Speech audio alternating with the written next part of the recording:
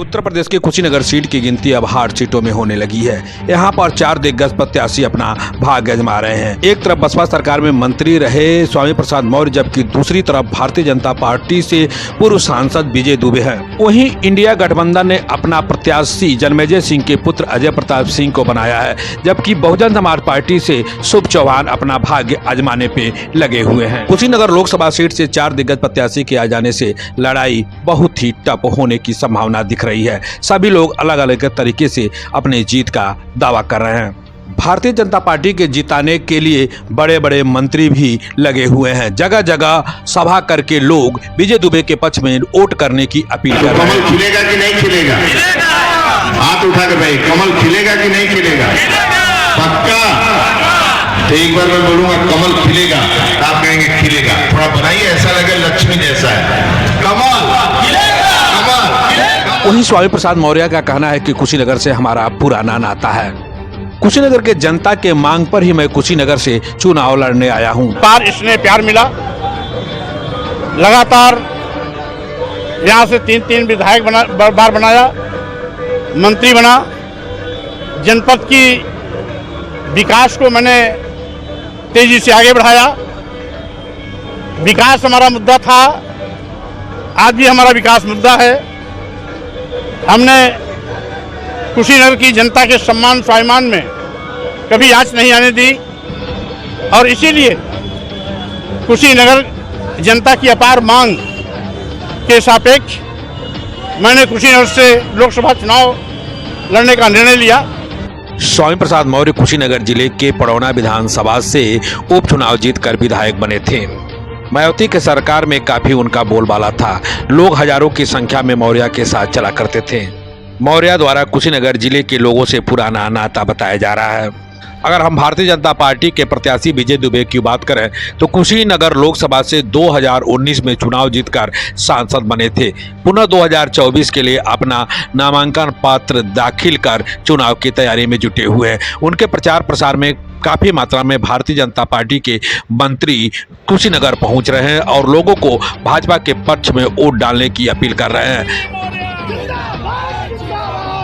राष्ट्रीय स्वतंत्र समाज पार्टी के स्वामी प्रसाद मौर्य भी प्रचार दाखिला करके अपनी ताल ठोकने में लगे हुए हैं। जगह जगह सभा करके लोगों को अपने पक्ष में वोट करने की अपील कर रहे हैं। वहीं गठबंधन प्रत्याशी ने एक बड़ा नेता जन्मेजय सिंह के पुत्र अजय प्रताप सिंह उर्फ पिंटू सिंह सहितवार को चुनाव मैदान में उतारा है। इनका भी जनाधार कुशीनगर में तेजी से बढ़ करने में लगी हुई है। कुशीनगर लोकसभा चुनाव मैदान में पिंटू सिंह सहितवार के आ जाने से पूरी तरह से वोटों का समीकरण जातिगत हो गया है। वहीं कुशीनगर लोकसभा के लोगों में दबे जुबान चर्चा है कि भारतीय जनता पार्टी सिर्फ ब्राह्मण को ही अपना प्रत्याशी बनाती है। अगर 1990 के बाद बीजेपी के द्वारा दिए गए प्रत्याशियों की टिकट पे बात करें तो 1991 में राम नगीना को टिकट मिला था। पुनः 1996 में राम नगीना मिश्रा को टिकट दिया गया था। 1998 में भी राम नगीना मिश्रा ही बीजेपी के प्रत्याशी थे। 1999 में राम नगीना मिश्र चुनाव लड़े थे। भारतीय जनता पार्टी ने 2004 में पुनः राम नगीना को ही अपना प्रत्याशी बनाया था। 2009 में विजय दुबे को प्रत्याशी बनाया गया था। पुनः 2014 में राजेश पांडे को भारतीय जनता पार्टी ने टिकट देकर प्रत्याशी बनाया था, जो चुनाव जीते थे।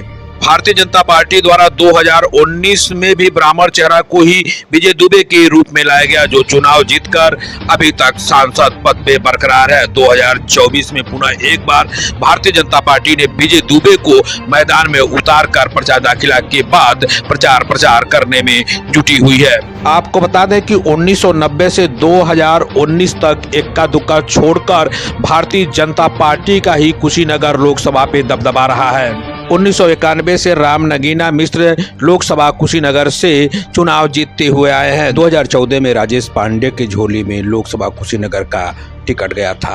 2019 में विजय दुबे ने जीतकर कुशीनगर समाज का सनातन धर्म का अनुयायी कोई होगा जो उनको बर्दाश्त करे इस कुशीनगर लोकसभा की धरती पर।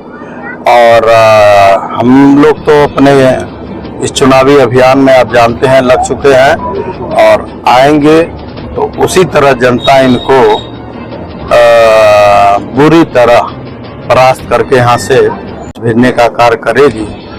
अगर हम गठबंधन की बात करें तो 2019 में नथुनी कुशवाहा को अपना उम्मीदवार बनाया था, जबकि 2024 के चुनाव में सैतवार चेहरा अजय प्रताप सिंह उर्फ पिंटू सिंह सैतवार को मैदान में उतारा है। मुद्दे यहाँ पे बेरोजगारी, महंगाई, भ्रष्टाचार, भाजपा का अंत करने के लिए मैं कुशीनगर लोकसभा सीट और हॉट इसलिए हो गई कि बहुजन समाज पार्टी ने भी यहां एक चर्चित शुभ चौहान को अपना प्रत्याशी बनाकर भेजा है, जो पर्चा दाखिला के साथ ही उत्तर प्रदेश में बहुजन समाज पार्टी के 60 सीटें निकलने के दावा के साथ ही कुशीनगर जिले से बेरोजगारी दूर करने की बात कह रहे हैं। उनका कहना है कि कुशीनगर जिले में इतनी फैक्ट्रियां लगा दी जाएगी कि कोई भी बेरोजगार बाहर कमाने नहीं जाएगा, कुशीनगर धरती पर ही उसको रोजगार। कुशीनगर में हमारे जो नौजवान बेरोजगार युवा साथी हैं, जो पलायन करके और बाहर कमाने के लिए जाते हैं और फ्लाइट उनको जाके दिल्ली और बम्बई से पकड़नी पड़ती है। बहन कुमारी मायावती जी ने अपने शासनकाल में जो इंटरनेशनल एयरपोर्ट का निर्माण किया था, हमारी प्राथमिकता होगी कि सरकार से लड़के अपनी आवाज़ बुलंद करके, अगर बहन जी की सरकार बनती है तब तो वैसे भी चालू हो जाएगी, लेकिन यदि बहन जी की सरकार नहीं भी बनती है तो हम संघर्ष करके और जो सरकार होगी उस पर अपने मुद्दे उठा के, जनता के मुद्दे उठा के उस एयरपोर्ट को चालू कराने का प्रयास करेंगे। उत्तर प्रदेश के हॉट सीट कुशीनगर लोकसभा की बात हो और आरपीएन सिंह का नाम न आए तो अधूरा माना जाता है। आपको बता दें कि कांग्रेस सरकार में गृह मंत्री रहे आरपीएन सिंह भी कुशीनगर जिले में काफी लोकप्रिय माने जाते हैं। कुशीनगर के लोगों को बड़ी उम्मीद थी जब कांग्रेस छोड़कर आरपीएन सिंह भारतीय जनता पार्टी में गए थे कि भारतीय जनता पार्टी टिकट देकर कुशीनगर लोकसभा से चुनाव लड़ाएगी, लेकिन भारतीय जनता पार्टी ने इनको राज्यसभा सांसद बनाने के साथ ही पुनः एक बार ब्राह्मण चेहरा विजय दुबे को कुशीनगर लोकसभा से अपना प्रत्याशी बना दिया और कुशीनगर जिले में तेजी से अफवाह फैलने लगी कि आरपीएन सिंह चुनाव से रिटायर हो गए हैं, संन्यास ले लिए हैं। इसको दूर करने के लिए बेदू पार स्थित सभा में आरपीएन सिंह ने क्या कुछ कहा, आप भी सुनिए। आरपीएन सिंह तो रिटायर हो गए बाने, राज्यसभा सांसद बन गए बाने। रोबरा हम समाजवादी पार्टी के लोगों से पूछे जाता नहीं, अरे भारतीय जनता पार्टी के राष्ट्रीय अध्यक्ष के हो बाबू क्या तुम्हें जी नड्डा जी बाने ना, कहाँ के सदस्य बाने, राज्यसभा के सदस्य बाने, वो रिटायर हो गए बाने का। वित्त मंत्री निर्मला सीतारमन जी जो देश के वित्त की देखभाल करना चाहता है, वो कहाँ के बाड़ी, राज्यसभा में बाड़ी।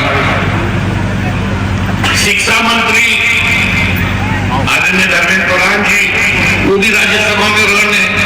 तो हम रिटायर हो गए मानी कि राजनीतिक सफर भारतीय जनता पार्टी में शुरू हो गए और ये लोग रिटायर हो गए बाद रोहरा लोग